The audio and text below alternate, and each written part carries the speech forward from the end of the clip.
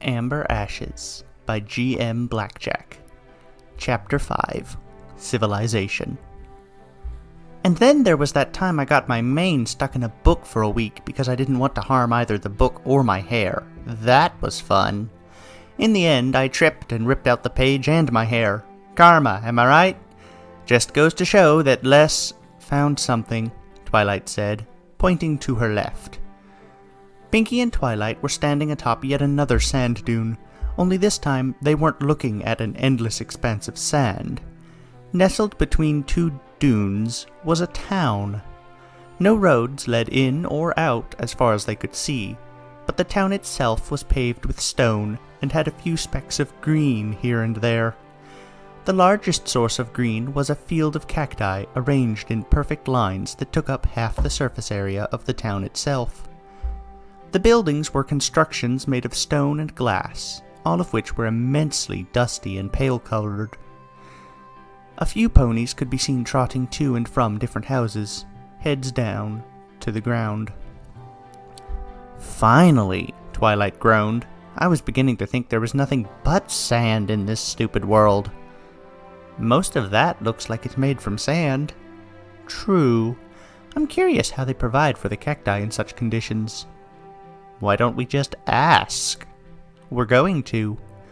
Twilight trotted down the sand dune toward the town. We're walking there?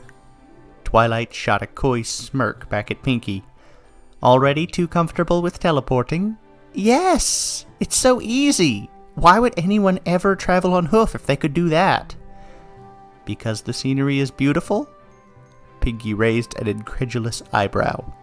It's more sand. Twilight chuckled. All right, you got me. I just don't want to make a scene. You? Yup. We're just ordinary ponies who have been wandering in the desert looking for some water. We're too clean for that.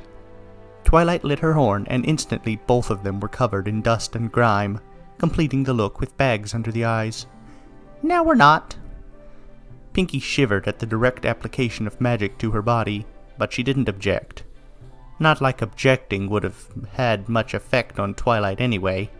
The mare hadn't demonstrated much care for Pinkie's personal comfort on the trip. The two descended the sandy slope to the town, arriving in a small dust cloud due to their haste.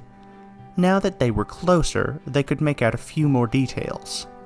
All the buildings had extended roofs, ensuring there would always be shade for the inhabitants.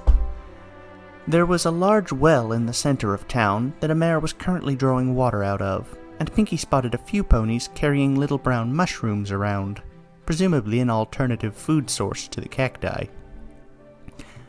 Pegasi roamed the streets, but absolutely none of them were flying.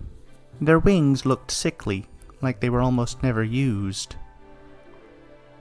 This world is dying, Twilight said, for once no hint of a smile on her face. Really? Not even enough magic to give Pegasi flight. Pinkie chose not to dwell on the fact that, apparently, Pegasus flight required magic. How terrible. It really is a tragedy. Then that must be why we're here, Pinkie said, setting her jaw. We need to fix this. Twilight raised an eyebrow. Okay, first, why would you think that? Second, how? I don't know. You're the wizard. I do not have... Enchantress? One of the town's ponies asked. Is that you? Twilight realized he was addressing her. I could be considered an enchantress, yes. The pony instantly bowed, keeping his head pressed as far into the ground as he could. We beg of you, use the power within your horn to restore magic to this small, insignificant town. We are barely hanging on as it is. Your appearance almost makes one believe the gods are back. Twilight smirked. You could say that. Will you grace us with the power of the final hope for the world? I think he's talking about somebody else, Pinkie whispered. I know, Twilight responded, lighting her horn. But I can do what he's asking, easy. She touched her horn to the pony's forehead. All Pinkie could see was a soft purple glow that enveloped the pony and vanished within 2 seconds. There you are. Your connection to the earth has been restored. The stallion stood up. Physically, he looked no different, but his face told of a pony healed, for there was a tremendous grin on his face that stretched his mouth in directions it had not gone in years.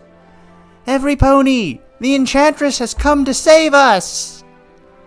Instantly, Twilight was mobbed with Earth ponies and Pegasi, each clamoring to receive magic from the Savior of the World. Twilight laughed. So much for not making a scene.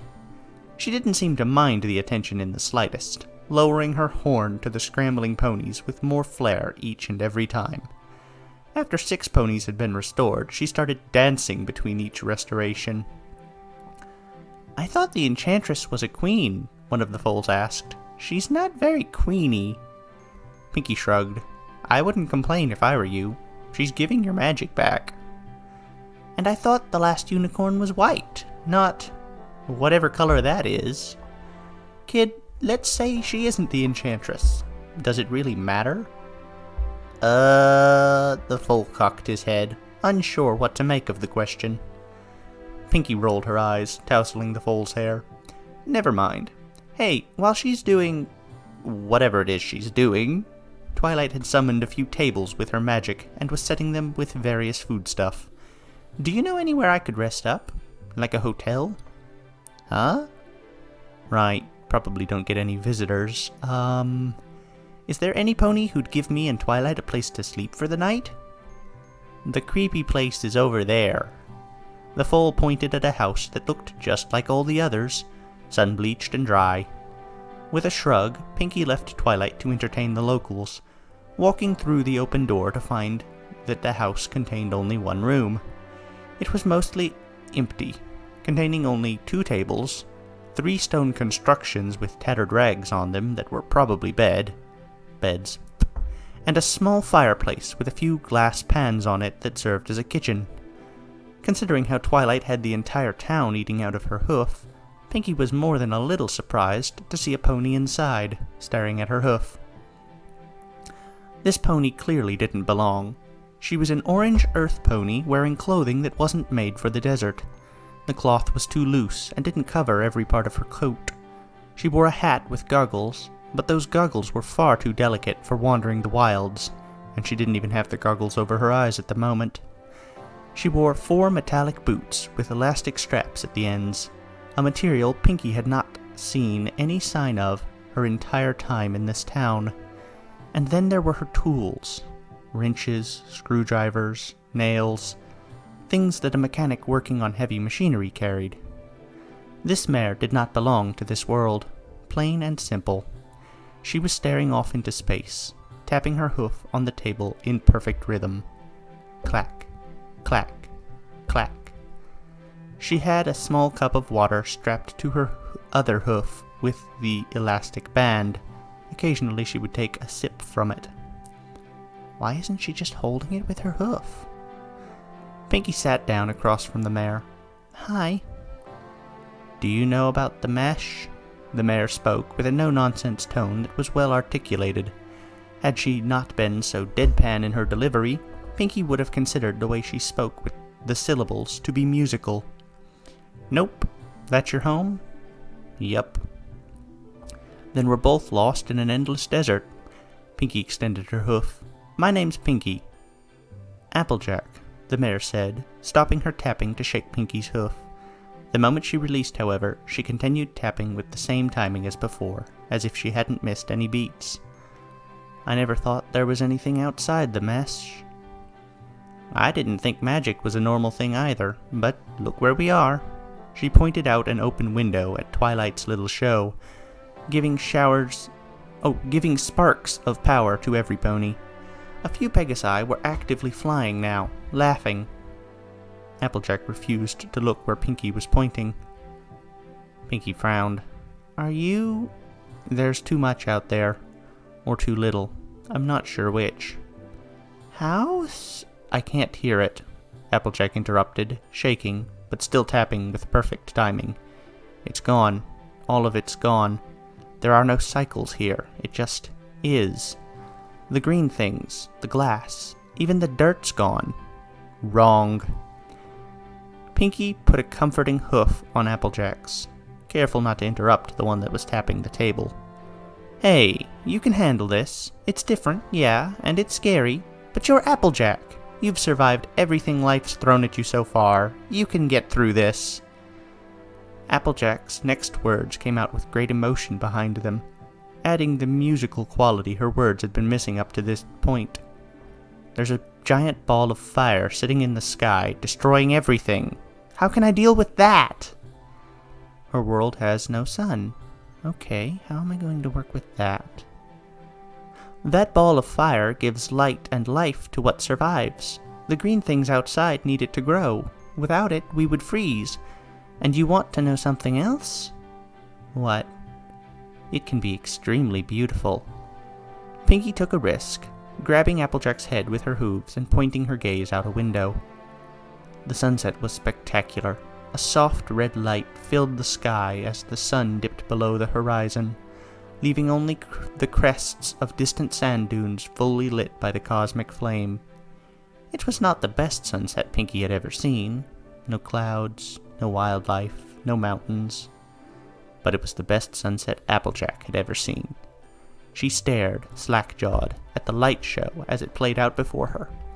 Her hoof never stopped tapping, but she didn't seem aware of it anymore. Would you like to see the whole sky? Pinkie asked. Yes, Applejack breathed. She stopped tapping only long enough to stand up. Leaning on Pinkie, she walked out, her hooves falling in time with the beat only she could hear. Stepping out into the arid desert air, she looked up. While the sun was disappearing on one side, the other lit up with stars peeking out of the darkness. Applejack couldn't decide which end of the sky she wanted to look at, so she circled around, rotating in time like she was part of a clockwork machine. Pinkie released her, allowing her to absorb the beauty of the world she found herself in, all on her own. I have never... Applejack couldn't finish the sentence. Ah, looks like you found another one, Twilight said, walking up and startling them. Applejack jumped back, looking at Twilight's horn. First wings and now a spike? What will they think of next? Both at once? Twilight suggested with a chuckle. I'm Twilight Sparkle. Given your expression, you're not from this world either? I guess not, Applejack admitted, shaking Twilight's hoof. Applejack. We're getting a pretty good party set up, Pinkie said with a grin. We do seem to be missing a Pegasus, though. Twilight rolled her eyes. You seem to have a habit of assuming things will line up in specific patterns. It's what I'm good at. Not sure it's a skill. Applejack coughed. Do you know why we're in this desert? Pinkie shook her head. No idea. I have no idea why you're here, Twilight said. So you know why you are? Applejack asked. Twilight grinned in satisfaction. Observant. If I had a gold star, I'd give one to you. Pinkie doubted Applejack had any idea what that meant. I have some idea why I'm here, but your presence is an unknown. I'm working on it, trust me. Can you get me back to the mesh? I don't know yet, Twilight admitted. But she's gonna try, Pinkie declared. Twilight shot Pinkie a look. Yes, I am. Pinkie grinned. We're gonna fix this world and get everyone home. She held out a hoof. Who's with me? Applejack and Twilight stared at her, bewildered. Okay, fine. We don't have to have the big team moment right now. Jeez. Guess we could sleep first. Applejack nodded. When the sun goes down, that signals the end of the waking cycle, yes? I'm going to assume that cycle means day and say yes. Our beds await. Applejack and Pinkie returned to the house, but Twilight hung outside for a bit. Hey, Twilight, you coming? Pinkie called. Yes, soon, Twilight said, eyes narrow. You sensing something? Maybe. I'm not sure yet. She shook her head. Bah, whatever it is, it can wait for the morning. There better be a third bed in there. Conveniently, there are exactly 3 beds. Huh.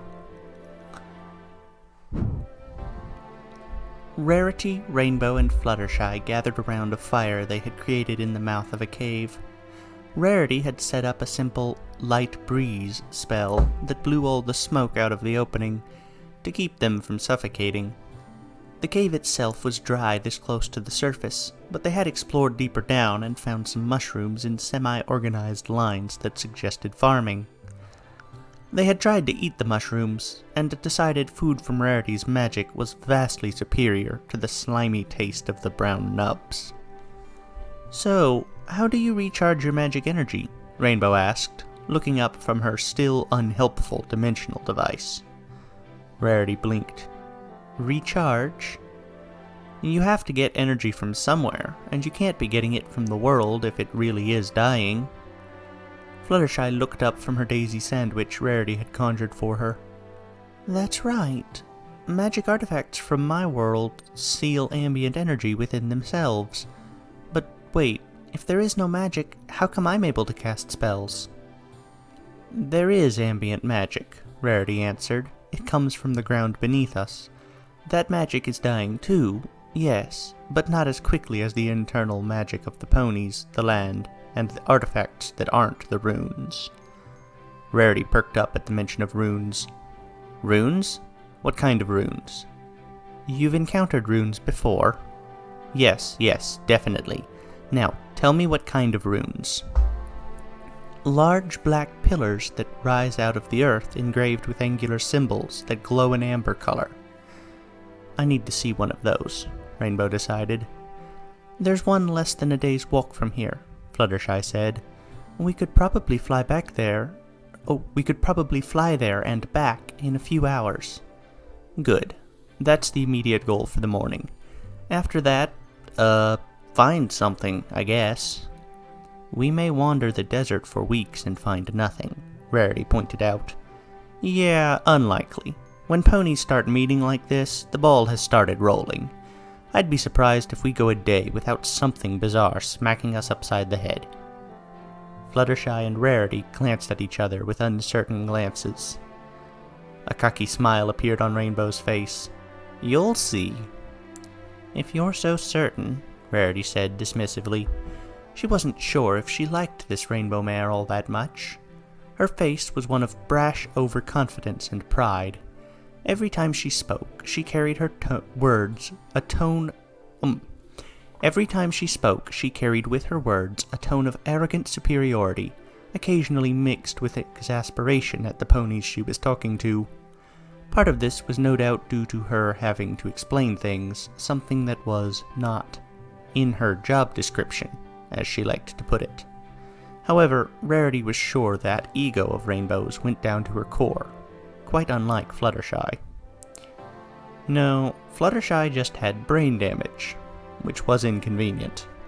What did a mare with that kind of condition think she was doing being a weaponsmith? It sounded reasonable, but Rarity was able to pick up on the subtext. The buttery Pegasus regularly walked into battle with hunters, serving as a stationary weapons platform. She was insane in more ways than she realized. Fluttershy's heart was pure, though. Rarity was sure of that. She was a humbled mare. "Rainbow. Hey, want to hear about that time I took down a centaur?" Rainbow asked. "Sure," Fluttershy responded, against Rarity's wishes. Rarity had doubts she would have allowed herself to put up with Rainbow were she not the only source of information on the topic of other worlds. That artifact of hers, if it started working, would get Fluttershy home. And while she doubted it could bring magic back, Rarity was already considering the logistics of removing every pony from the Crystal Sea and placing them in another world. The gears they had seen clearly weren't an option, but Fluttershy's world would work. Full of magic. And monsters, but monsters were preferable to mass death. Rarity might not even have to do anything. Rainbow's device might solve the entire problem on its own. Rarity let out a bitter laugh. Should have known the solution wouldn't involve me. "What's so funny?" Rainbow asked. "Nothing about your story." "I figured. What's going on in that head of yours?" I take great satisfaction in keeping my deepest thoughts from your prying eyes." "Sure, why not?" Rainbow leaned back, trying to get comfortable at the edge of the cave wall. She continued her story, and that was all Rarity needed to tune her out. Maybe they could find a world where Rarity had successfully brought magic back, and have her do the same here. If there even was a Rarity who had succeeded, which admittedly seemed unlikely. She had run through the possibilities thousands of times. "Whoa!" Rainbow shouted, sitting bolt upright, startling Rarity out of her thoughts. "Got another one!" She pulled the dimensional device out, eyes wide with excitement. "Dimension number 2. Or 3. 4? I'm not sure how to count anymore. Hi-ya! She activated the device, creating another white-rimmed portal in the air. The view on the other side was dark, though not as dark as the night outside. A street dominated their view, lit by metal poles with lights resembling gas lamps hanging from the top. Dark, horseless carriages with small lights on their fronts rolled slowly across the pavement. Tall, rectangular buildings rose out of the ground and scraped the sky, many of their windows aglow with soft light. A few building edges sported glowing signs made of bright neon lights that flashed on and off to draw attention. Above all this was a moon that filled a third of the sky. "That's impressive," Rainbow whistled. "That's not my home," Fluttershy said, disappointed. "It feels wrong," Rarity said, backing away from the portal. Her horn was vibrating uncomfortably. She could feel the city on the other side watching her. "Close it." "What?" "Close it!" Rainbow did, the pop signaling the end of Rarity's unease. "What was all that about?" Rainbow asked. "The magic was wrong over there." Rarity was still shivering, even though she knew the foreign magic was no longer present. It felt hostile. Fluttershy shook her head. "I don't think magic can be hostile." "It totally can," Rainbow corrected. "I've seen worlds where magic itself wanted to kill everybody just because it was bored." Neither Fluttershy nor Rainbow knew how to respond to this. "Don't worry about it. The magic can't hurt us here." Rainbow leaned against the wall, relaxing. "We just don't open that portal again." "Agreed," Rarity said. "Shall we sleep in shifts?" "I may not be able to raise the alarm," Fluttershy cautioned. "Then Rainbow and I will do it." Rarity stood up tall. "I'll go first." "Thanks." Rainbow closed her eyes. This mare needs her beauty sleep. Need is such a strong word, Rarity thought. She walked to the entrance of the cave and sat down, observing the cold night. The spires of rock were claws of darkness against the brilliant starry sky. She could never bring herself to appreciate the stars. Their ethereal glory taunted her world with what it couldn't have.